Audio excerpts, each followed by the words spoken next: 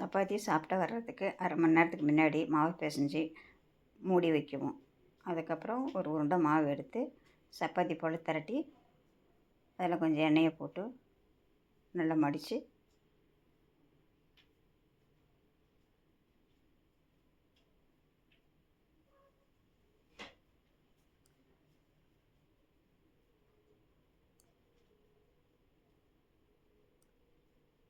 அடுப்பில் தோசைக்கல் வச்சு தோசைக்கல் சூடானே அது மேலே சப்பாத்தி போட்டு நல்லா இந்த பக்கம் அந்த பக்கம் நல்லா திருப்பி விட்டு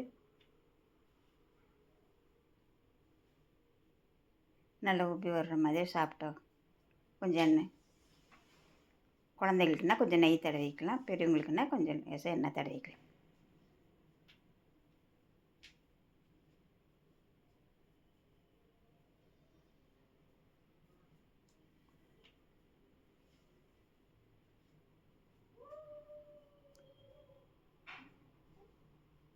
அது மேலே ஒரு கரண்டி நெய்யை விட்டு நாட்டு சக்கரை ஒரு ஸ்பூனை போட்டு